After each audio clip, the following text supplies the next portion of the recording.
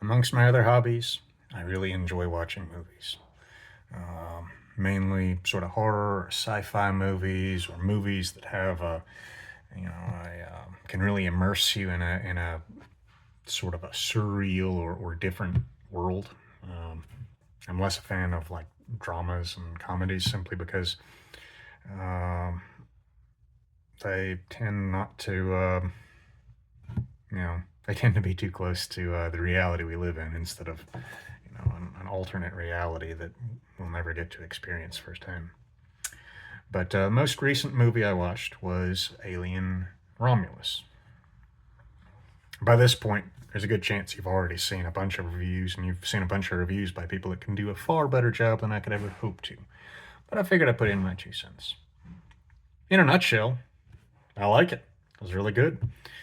If you like any of the movies in the Alien series, whether it's Alien, Aliens, Alien 3, Alien 4 Resurrection, Prometheus, Alien Covenant, Alien versus Predator, Alien versus Predator Requiem, etc., etc., uh, I believe you will like it.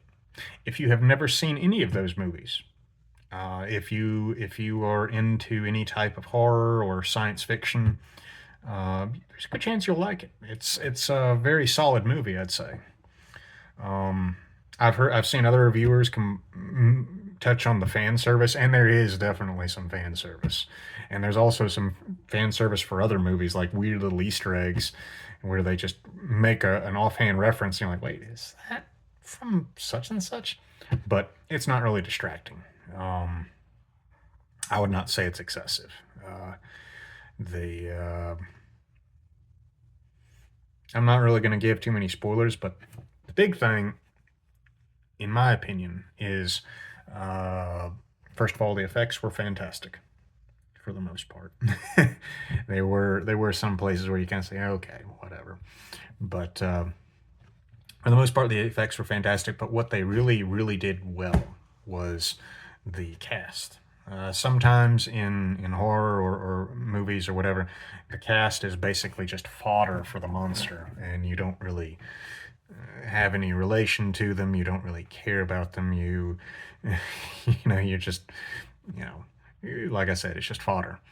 But in particular, I would say all the main characters were actually quite good uh, for what they were. Some of them were a little bit more one dimensional, but they were kind of the background characters.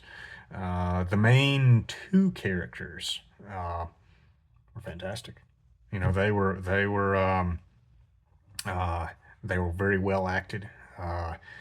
And let me see if I can find their name. They were Kaylee Spaney and David Johnson, I believe was his name.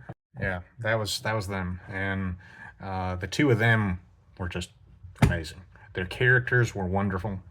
Uh, the lead role was Kaylee Spaney's role as Rain, and I would say she is just like with the original Alien with Ripley. She was a strong female character done right. You know, not one of these, modern Disney, characters where they never face any adversity and they just instantly already know how to do everything perfectly. She was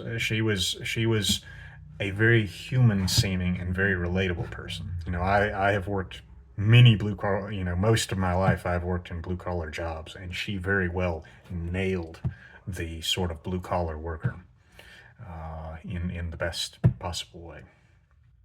Um, her boyfriend, whose name escapes me, he did a really good job with the role that he had. It was, he was very much sort of a supporting character, but excellent job there. I would say who really stole the show though was David Johnson as the synthetic and the android Andy. He was amazing. And it's strange, in most normally in science fiction movies, if there's an android, he's going to have a very wooden sort of monotone personality, but not in this case. he actually went through not one, not two, but actually three different evolutions, and he nailed each one. Uh, I would say, even though I think technically he was a co-star instead of the star, I would say his role, he made that role so special. I would say you identify more with the android than anyone else, and that's not a dig at any other of the other actors or other characters. It's just his role, the writing for his role, and his acting in it was just so amazing. Uh, you know, so um, let's see. There was no, you know, political BS. It was just an excellent story. Uh, for anyone that is a fan of the series, Weyland Yutani Corporation features prominently in all of them, and at best, they're sort of a gray man, and usually the company is rather sinister, and they were definitely shown to be full sinister in this one. I would say perhaps uh, more unvarnished evil in this one than any of the other ones, even though they were still just kind of in the background. Um, the I'm a Russophile. I've been to Russia several times, and in some ways, certain aspects of it seem familiar to me because it's just how it is dealing with government people in Russia. Um, the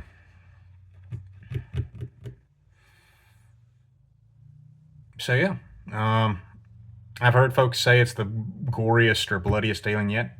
Maybe, maybe. I mean, it's definitely a hard R rating. It's not going to be something you're going to want to take your 6-year-old to. But uh, on the other hand, I'm a big fan of Italian horror movies, and it's nowhere near as gory as like a Lucio Fulci movie or something like that.